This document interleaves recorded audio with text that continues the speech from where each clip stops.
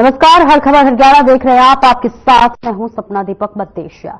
Bulletin का आगाज करेंगे। हरियाणा में बीजेपी ने तीसरी बार जीत हासिल करके रिकॉर्ड बना दिया।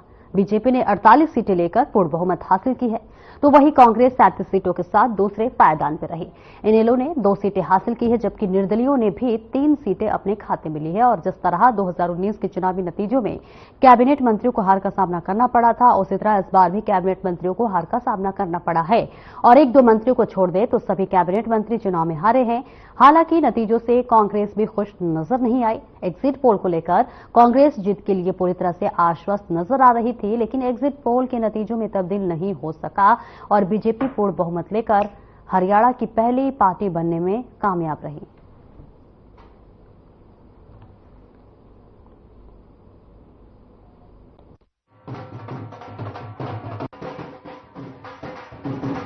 हरियाणा, सबसे पहले मैं हरियाणा प्रदेश की जनता का 2 करोड़ 80 लाख लोगों का मैं प्रणाम करता हूं, दिल से धन्यवाद करता हूं कि जिन्होंने भारतीय जनता पार्टी आदरणीय नरेंद्र मोदी जी की नीतियों में एक बड़ा विश्वास व्यक्त किया है। ये जीत ये हरियाणा के किसान की है, ये जीत हरियाणा के गरीब की है, ये जीत हरियाणा की महिलाओं की है और ये जीत हरियाणा के युवाओं की है, जिन्होंने इतना विश्वास व्यक्त किया है मोदी जी की नीतियों में। और मोदी जी ने जिस प्रकार से हरियाणा को संभाला है और उनके विकास कार्यों के ऊपर ये डबल इंजन की सरकार के ऊपर तीसरी बार मोहर लगाई है, ये ऐतिहासिक है। आदरणीय प्रधानमंत्री जी के आशीर्वाद के अंदर हम तीसरी बार हरियाणा में सफल हुए हैं।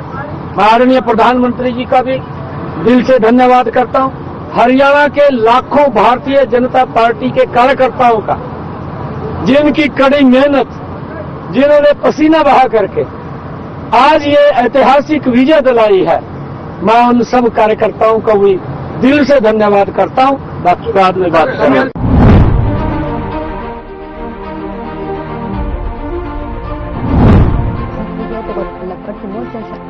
बीजेपी प्रत्याशी जो थे उनकी जीत हुई है, तो वही बात कर लेते हैं लोहारू सीट की, जहां पर बीजेपी के प्रत्याशी जयप्रकाश दलाल की हार हुई है।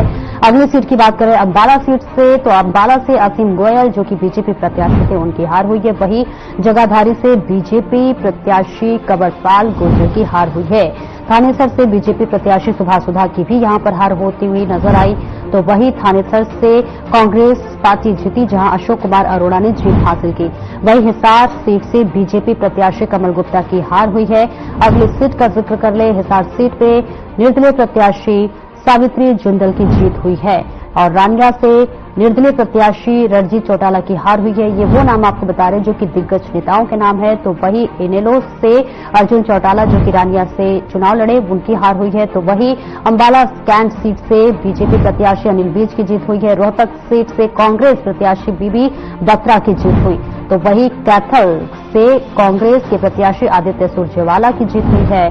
और इसी के साथ एलानाबाद से इनेलो प्रत्याशी अभय चौटाला की हार हुई। वही अगली सीट बात कर ले, तो देखिए एलाना सीट का जिक्र कर ले, यहां कांग्रेस की जीत हुई। भरत बेनीवाल जो जीत हासिल करते हुए नजर आए। जुलाना सीट से कांग्रेस प्रत्याशी विनेश फोगाट ने जीत हासिल की। वही उचाना कला से जेजेपी से दुष्यंत चौटाला की हार हुई। वही आदमपुर से बीजेपी प्रत्याशी भव्य बिश्नोई की भी हार हुई है। और इसके अलावा बादली सीट की बात कर ले, कांग्रेस प्रत्याशी कुलदीप वत्स ने यहां पर जीत का परचम लहराया। वही बड़ौदा सीट से कांग्रेस प्रत्याशी इंदुराज नरवाल ने जीत हासिल की। बरवाला सीट की बात कर ले, बीजेपी प्रत्याशी रवि गंगवा ने यहां से जीत हासिल की। डबवाली सीट से इनेलो प्रत्याशी आदित्य देवीलाल ने यहां पर जीत का परचम लहराया। फरीदाबाद से बीजेपी की जीत हुई, जहां बीजेपी प्रत्याशी विपुल गोयल ने जीत हासिल की। फरीदाबाद नीच से यहां पर कांग्रेस प्रत्याशी नीरज शर्मा की करारी हार हुई है। तो वही फिरोजपुर झिरका की बात कर ले, कांग्रेस प्रत्याशी मामन खान की यहां पर जीत हुई। तो वही गढ़ी सांपला किलोई सीट का बात कर ले, तो यहां पर कांग्रेस प्रत्याशी भूपेंद्र सिंह हुड्डा की जीत हुई है। होडल की बात कर ले, तो यहां कांग्रेस प्रत्याशी उदय भान की हार हुई। झज्जर से कांग्रेस प्रत्याशी की जीत हुई, गीता भुक्कल ने जीत का परचम लहराया। तो वही पलवल सीट से बात कर ले, यहां कांग्रेस प्रत्याशी करण सिंह दलाल की करारी हार हुई है। पंचकुला सीट से बीजेपी की करारी हार हुई। ज्ञानचंद गुप्ता बीजेपी प्रत्याशी की हार हुई है। रेवाड़ी सीट से बीजेपी प्रत्याशी लक्ष्मण सिंह यादव की बड़ी जीत हुई। वहीं रेवाड़ी से यहां पर कांग्रेस को हार का सामना करना पड़ा। चिरंजीव राव रेवाड़ी से कांग्रेस प्रत्याशी थे, हार का सामना करना पड़ा। वहीं सिरसा से गोकुल सेतिया कांग्रेस थे, जहां उनकी जीत हुई। वहीं सिरसा से जो है हलोपा प्रत्याशी गोपाल कांडा की हार हुई है। वहीं तोशाम से बीजेपी प्रत्याशी श्रुति चौधरी जीती हैं। तस्वीरें आपको दिखा रहे हैं जहां पर जीत के बाद से लगातार जश्न का माहौल देखा जा रहा है। एक दूसरे को मिठाई खिलाते हुए तमाम दिग्गज नेता नजर आ रहे हैं। आपको बता दें 48 सीटों के साथ बीजेपी की बड़ी जीत हुई है।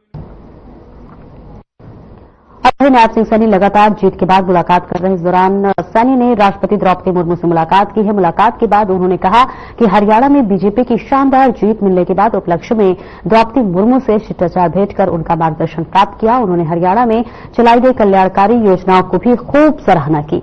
महामहिम राष्ट्रपति, इस आत्मीय अभिवादन और मार्गदर्शन के लिए उनका तहे दिल से आभार व्यक्त करता हूं।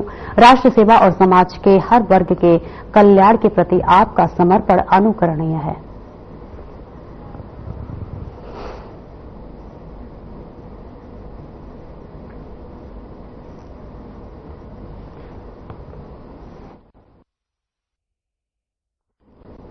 हरियाणा में रिकॉर्ड जीत दर्ज करने के बाद नायब सिंह सैनी ने दिल्ली में प्रधानमंत्री नरेंद्र मोदी से मुलाकात की। नायब सिंह सैनी ने सरकार के गठन को लेकर वरिष्ठ नेतृत्व से सलाह मशवरा किया। सत्ता विरोधी लहर के बावजूद सत्तारूढ़ बीजेपी ने हरियाणा में जीत हासिल कर लगातार तीसरी बार सत्ता में बने रहने का शानदार रिकॉर्ड बनाया।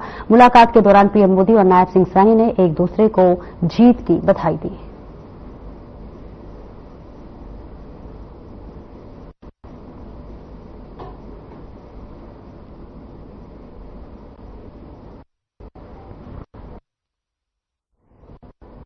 और वहीं नायब सिंह सैनी ने दिल्ली में बीजेपी राष्ट्रीय अध्यक्ष और केंद्रीय मंत्री जेपी नड्डा से उनके आवास पर उनसे मुलाकात की। दोनों ने एक दूसरे को हरियाणा में जीत के लिए बधाई दी। तो देखिए, दिल्ली में जीत के बाद से मुख्यमंत्री नायब सिंह सैनी पहुंचे हुए हैं। तमाम दिग्गजों से उनकी मुलाकात की तस्वीरें आपको दिखा रहे हैं, जहां पर महामहिम राष्ट्रपति से उनकी मुलाकात हुई है, देश के प्रधानमंत्री नरेंद्र मोदी से उनकी मुलाकात हुई है। और अब ये तस्वीरें आपको दिखा रहे हैं जहां जेपी नड्डा से देखिए मुलाकात करते हुए मुख्यमंत्री नायब सिंह सैनी नजर आ रहे हैं और एक दूसरे को जीत की बधाई देते हुए भी नजर आ रहे हैं। 48 सीटों के साथ बीजेपी ने प्रचंड बहुमत के साथ जीत हासिल की है, जिसके बाद से बीजेपी कार्यालय में लगातार जश्न का माहौल देखा जा रहा है, जिसके उपलक्ष्य में मुख्यमंत्री नायब सिंह सैनी दिल्ली पहुंचे हुए हैं और दिग्गज नेताओं से मुलाकात कर एक दूसरे को बधाई देते हुए नजर आ रहे हैं। इसके अलावा भी एक दूसरे को मिठाई खिलाते हुए नजर आ रहे हैं, जीत का जश्न मनाते हुए नजर आ रहे हैं, जीत की बधाई एक दूसरे को देते हुए नजर आ रहे हैं। आपको बता दें, बीजेपी ने पूर्ण बहुमत के साथ हरियाणा में जीत हासिल की है, जिसके बाद से पार्टी गदगद है और लगातार जो मुलाकात है उसका दौर चल रहा है। और इस बीच मुख्यमंत्री नायब सिंह सैनी दिल्ली पहुंचे, जहां वो तमाम बीजेपी के दिग्गज नेताओं से मुलाकात की, राष्ट्रपति से मुलाकात की, उपराष्ट्रपति से उन्होंने मुलाकात की। और इस बीच ये तस्वीरें जेपी नड्डा से और मुख्यमंत्री नायब सिंह सैनी की मुलाकात की दिखा रहे हैं। और इसके साथ ही नायब सिंह सैनी ने केंद्रीय रक्षा मंत्री राजनाथ सिंह से भी मुलाकात की है, जिसकी तस्वीरों को उन्होंने अपने सोशल मीडिया पर साझा करते हुए मुलाकात की जानकारी दी। तस्वीरें आपको दिखा रहे हैं जहां पर ये तस्वीर रक्षा मंत्री राजनाथ सिंह और नायब सिंह सैनी की है, जहां मुलाकात की तस्वीरें आपको दिखा रहे हैं। जीत के बाद लगातार मुख्यमंत्री नायब सिंह सैनी जो है दिग्गजों से मुलाकात करने के लिए दिल्ली पहुंचे हुए हैं, जहां उन्होंने देश के राष्ट्रपति महामहिम द्रौपदी मुर्मू से मुलाकात की, तो वही उपराष्ट्रपति जगदीप धनखड़ से मुलाकात की। और ये तस्वीरें हम आपको राजनाथ सिंह की दिखा रहे हैं, जहां पर राजनाथ सिंह से वो मुलाकात करते हुए नजर आ रहे हैं और इसी के साथ साथ एक दूसरे को बधाई देते हुए नजर आ रहे हैं, एक दूसरे को मिठाई खिलाते हुए नजर आ रहे हैं और एक दूसरे को बधाई दे रहे हैं। हरियाणा में बीजेपी की शानदार जीत हुई है। 48 सीटों के साथ बीजेपी पूर्ण बहुमत की सरकार बनाने वाली भी है और खबर भी आ रही है कि 12 अक्टूबर यानी कि दशहरा के बाद कभी भी शपथ ग्रहण हो सकता है। लेकिन इस बीच ये तस्वीरें आपको दिखा रहे हैं जहां पर जीत के जश्न के लिए लगातार पार्टी कार्यालयों में खुशी की लहर देखी जा रही है। तो वही मुख्यमंत्री नायब सिंह सैनी दिल्ली पहुंचे हुए हैं, जहां तमाम दिग्गजों से उनकी मुलाकात की तस्वीरें आप तक साझा कर रहे हैं। और के दौरे के दौरान नायब सिंह सैनी ने उपराष्ट्रपति जगदीप धनखड़ से भी मुलाकात की। इस दौरान उपराष्ट्रपति ने नायब सिंह सैनी को हरियाणा में तीसरी बार कमल खिलने पर बधाई दी है। तस्वीरें आपको दिखा रहे हैं जहां पर मुख्यमंत्री नायब सिंह सैनी की मुलाकात उपराष्ट्रपति से है और इस बीच मुलाकात की तस्वीरें आपको दिखा रहे हैं जहां एक दूसरे को गुलदस्ता देकर जीत की बधाई देते हुए नजर आ रहे हैं। और इस बीच ये तस्वीरें लगातार हम आपको दिखा रहे हैं जहां पर देश के प्रधानमंत्री नरेंद्र मोदी से भी मुख्यमंत्री की मुलाकात हुई है, देश के रक्षा मंत्री राजनाथ सिंह से मुलाकात हुई है, तो वही बीजेपी अध्यक्ष जेपी नड्डा से मुलाकात हुई। और उपराष्ट्रपति की ये तस्वीरें आपको दिखा रहे हैं जहां उपराष्ट्रपति जगदीप धनखड़ से मुख्यमंत्री नायब सिंह सैनी मुलाकात करते हुए नजर आ रहे हैं, एक दूसरे को जीत की बधाई देते हुए नजर आ रहे हैं।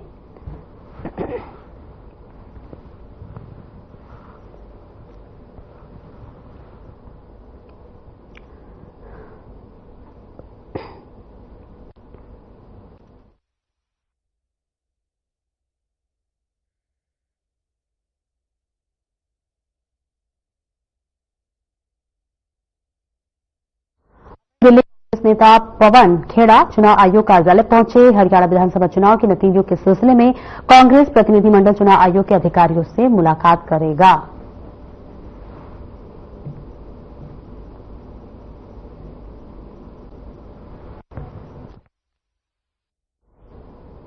और हरियाणा में जीत के बाद नायब सिंह सैनी का बयान सामने आया है। उन्होंने कहा कि इस प्रचंड जीत का श्रेय प्रधानमंत्री मोदी को जाता है। उन्होंने पिछले 10 वर्षों से ऐसी नीतियां और योजनाएं चलाई हैं जिसका लाभ गरीब व्यक्ति को भी मिल रहा है, किसान को भी मिल रहा है और युवा को भी मिल रहा है और महिला को भी मिल रहा है। इसका परिणाम है कि मोदी जी की लोकप्रियता का परिणाम है उन्हें देश के लोग प्यार करते हैं, जिसके परिणाम स्वरूप भाजपा हरियाणा में तीसरी बार प्रचंड बहुमत से सरकार बनाई है। प्रचंड जीत का जो श्रेय है वो श्रेय आदरणीय नरेंद्र मोदी जी को जाता है, जिन्होंने पिछले 10 वर्षों में ऐसी नीतियां, ऐसी योजनाएं चलाई हैं जिसका लाभ गरीब व्यक्ति को भी मिल रहा है, जिसका लाभ किसान को भी मिल रहा है, जिसका लाभ युवा को भी मिल रहा है और जिसका लाभ महिला को भी मिल रहा है। इस प्रकार की योजनाएं आदरणीय मोदी जी ने तो हर वर्ग के लिए चलाई हैं, उसका परिणाम है, उन नीतियों का परिणाम है, मोदी जी की ये लोकप्रियता का परिणाम है। मोदी जी को देश के लोग प्यार करते हैं, मोदी जी को देश के लोग स्नेह करते हैं और उसका परिणाम है भारतीय जनता पार्टी हरियाणा के अंदर तीसरी बार प्रचंड बहुमत से वो आई है। और हरियाणा के लोगों का मैं दिल से धन्यवाद करता हूं कि जिन्होंने मोदी जी की नीतियों के ऊपर मोहर लगाई है। मैं सभी का आभार व्यक्त करता हूं। मैं अपने हरियाणा के भारतीय जनता पार्टी के सभी कार्यकर्ताओं का भी दिल से आभार व्यक्त करता हूं, जिन्होंने इतनी कड़ी मेहनत और सरकार की डबल इंजन की नीतियों को जन जन तक पहुंचाने का काम किया है। मैं उन सब कार्यकर्ताओं को भी दिल से आभार व्यक्त करता हूं, उनको धन्यवाद देता हूं कि उनकी मेहनत के कारण हम तीसरी बार सत्ता में आए हैं। हरियाणा बीजेपी अध्यक्ष मोहन लाल बडौले का बयान सामने आया है। उन्होंने कहा है कि दिल्ली में सभी राष्ट्रीय नेताओं से मिलना हुआ है। हरियाणा प्रदेश में तीसरी बार बीजेपी की प्रचंड जीत हुई है और उसे लेकर शिष्टाचार भेंट थी। इसके अलावा कोई बात नहीं हुई है। अभी दशहरे तक किसी भी तरह की कोई बैठक नहीं होगी। सभी अपने राष्ट्रीय नेताओं के साथ यहाँ राष्ट्रीय संगठन महामंत्री बीएल संतोष जी सबसे मिलना हुआ है। यहाँ पहले से बैठक रखी हुई थी और इत्तेफाकिया हमें भी समय मिल गया, आज हम सबसे मिले हैं अभी। और जो जीत हुई है हरियाणा प्रदेश में तीसरी बार भारतीय जनता पार्टी की प्रचंड जो जीत हुई है उसकी शिष्टाचार भेंट थी। बाकी और किसी विषय पर कोई चर्चा नहीं हुई। सर आगे का मीटिंग या बाकी जो चर्चा अभी किसी भी प्रकार की कोई भी मीटिंग अभी दशहरे तक, क्योंकि ये त्योहार का दिन है और सब अपने त्योहार का सेलिब्रेट करेंगे और दशहरे के बाद कुछ जैसी भी पार्टी की नीति बनेगी। और हरियाणा के पूर्व गृह मंत्री अनिल विज ने विपक्ष पर निशाना साधते हुए कहा कि खड़गे जी को रिटायरमेंट ले लेनी चाहिए। वहीं बीजेपी की बम्पर जीत को लेकर कहा कि उनके जो चुनावी आंकलन है बड़े शास्त्रीय से ज्यादा बेहतर है। बीजेपी की बम्पर जीत पर हरियाणा के पूर्व गृह मंत्री अनिल विज ने कहा कि ये तो होना ही था। उन्होंने हर मुकाम पर यही बात कही। एग्जिट पोल आए, कल सुबह रुझान खिलाफ आए, लेकिन उन्होंने कहा कि बीजेपी ही सरकार बनाएगी। मैं तो पहले दिन से कह रहा था, हर लम्हे पे कहा, उतार चढ़ाव पे कहा, एग्जिट पोल पे कहा, रुझानों पर कहा कि जीतेगी तो बीजेपी, क्योंकि मैं लोगों के बीच में बैठता हूं, मुझे लोगों की नब्ज देखने आती है, इसलिए मेरा जो अनुमान होता है वो बड़े बड़े जो शास्त्री हैं उनसे भी बेटर होता है, हमेशा होता है, और वही हुआ इस बार। देखिए, कांग्रेस का इस देश की जो सब प्रजातांत्रिक संस्थाएं हैं, स्वतंत्र संस्थाएं हैं, उनको झुठलाना, उन पर विश्वास न करना, ये कांग्रेस के चरित्र में शामिल है। ये चुनाव आयोग, कोर्ट और भी जो ऐसी संस्थाएं बनी हुई हैं, ये सबको झुठलाते हैं। खड़गे साहब बहुत बुजुर्ग हो गए हैं, मेरी तो राय है कि इनको रिटायरमेंट ले लेनी चाहिए, क्योंकि अब ये तो नहीं ना हो सकता कि हरियाणा की जीत को और जम्मू एंड कश्मीर के रिजल्ट को आप अलग अलग नजरिए से देखें। आप मेरे पुराने बयानों को निकाल कर देखो, मैंने आम आदमी पार्टी का नया नामकरण कर दिया हुआ है, अब ये बन चुकी है जमानत जब्त पार्टी।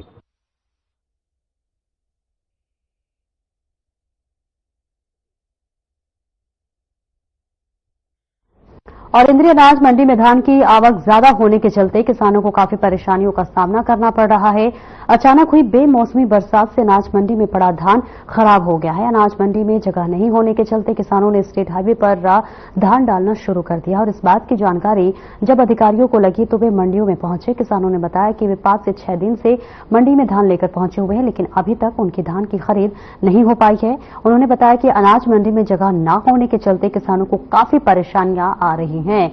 जगह जगह मंडी में धान के ढेर और बोरियों के चलते जो है चट्टे लगे हुए हैं। अगर सही समय पर धान का उठान एजेंसियां कर लेती तो किसानों को धान बेचते समय दर दर की ठोकरें नहीं खानी पड़ती। किसानों ने इसमें अधिकारियों की भी लापरवाही की बात कही है। तो वही मामले में जानकारी देते हुए मार्केट सचिव जसबीर ने बताया कि धान का सीजन पीक पर है। अनाज मंडी में पिछले कई सालों के मुकाबले इस बार ज्यादा धान आया है। एजेंसियों को जल्द से जल्द खरीद को लेकर और उठान को लेकर निर्देश जारी कर दिए गए हैं ताकि किसानों को धान बेचते समय किसी तरह की कठिनाइयों का सामना न करना पड़े। और साथ ही उन्होंने कहा कि अगर कोई एजेंसी लापरवाही करती है तो उनके खिलाफ उच्च अधिकारियों को बताया जाएगा। इंद्री में आज तक की अराइवल 2,60,000 क्विंटल के लगभग की आवक पीआर धान की हो चुकी है, जिसमें से लगभग 90,000 क्विंटल की खरीद 3 खरीद एजेंसियों फूड सप्लाई, एफड और हरियाणा वेयर हाउस द्वारा की जा चुकी है और जिसमें से लिफ्टिंग 15,000 क्विंटल की लिफ्टिंग हुई है, जो कि बहुत कम है, जिसके बारे में एजेंसियों को बार बार जो है नोटिस भी दिया गया है। उनसे कहा गया है कि मंडी में शीघ्र लिफ्टिंग कराएं। इसके बारे में जो रिपोर्ट उच्च अधिकारियों को भी प्रतिदिन दी जाती है और उच्च अधिकारियों की तरफ से भी डीएफएससी साहब को और इनको एजेंसी वालों को डीएम साहब को निर्देश दिए गए हैं कि इंद्री मंडी से जल्द लिफ्टिंग करवाएं। मंडी में पड़ा था बिकी है, कारण क्या लग रहे हैं? अच्छा, तो अनाज मंडी में जगह है कहीं? क्या लगता है इस तरीके का जो इंतजाम है कहीं ना कहीं? कोई इंतजाम नहीं है, सरकार का कोई इंतजाम, जिम्मेदार बहुत परेशान है। अच्छा, तो कहीं ना कहीं अधिकारियों की नाकामी है? बिल्कुल जी, बिल्कुल है। क्या मांग करेंगे आप लोग? हमारी जीरी बिकनी चाहिए, टाइम से उठनी चाहिए। बिल्कुल। तो आज बातचीत हुई है कुछ खरीद को लेकर? कोई नहीं खरीदे, कुछ नहीं खरीदे। अच्छा, तो क्या लगता है कि किसानों को परेशान किया? बिल्कुल परेशान है किसान। तो कब तक ये खरीद होने की संभावना जताई जा रही है? अभी कुछ नहीं बता रहे,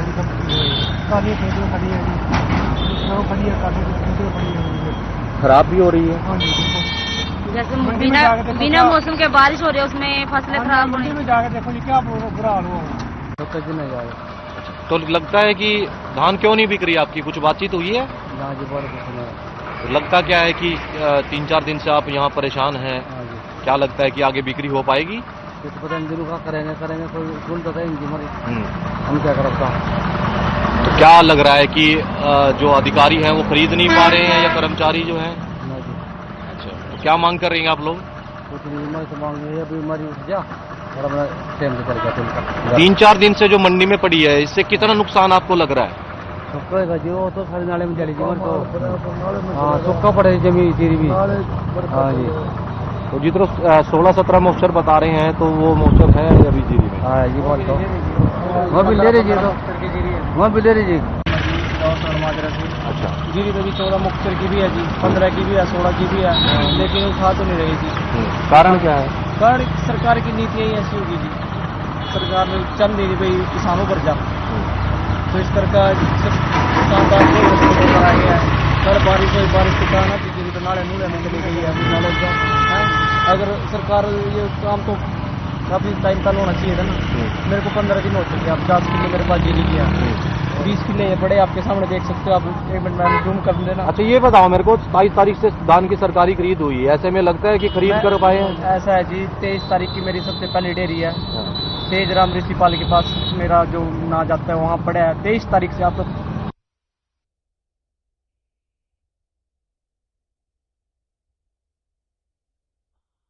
बाड्डा विधानसभा से भाजपा को जीत मिली है। आपको बता दें कि भाजपा ने बाड्डा से पूर्व विधायक के टिकट काटकर उमेद पातुवास को अपना उम्मीदवार बनाया था।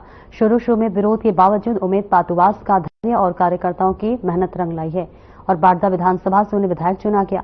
उमेद पातुवास ने 7,558 मतों से कांग्रेस के सोमवीर शिवराड़ को जो है हराकर जीत हासिल की है।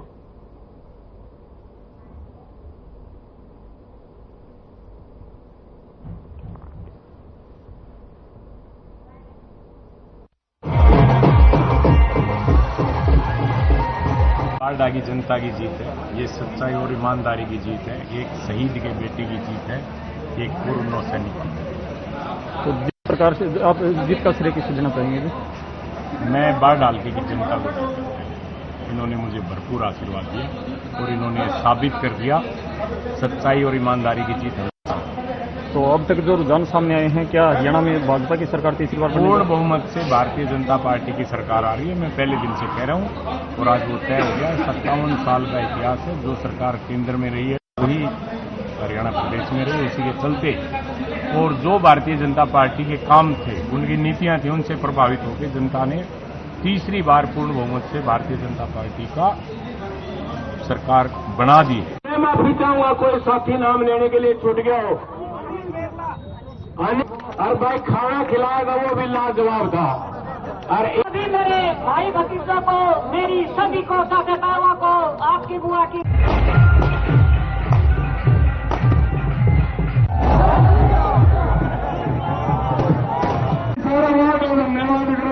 और फिलहाल मेरे साथ इस बुलेटिन में इतना ही और अब वक्त हो चला है हमारे खास कार्यक्रम डॉक्टर राकेश गुप्ता के साथ प्लस माइनस का। नमस्कार।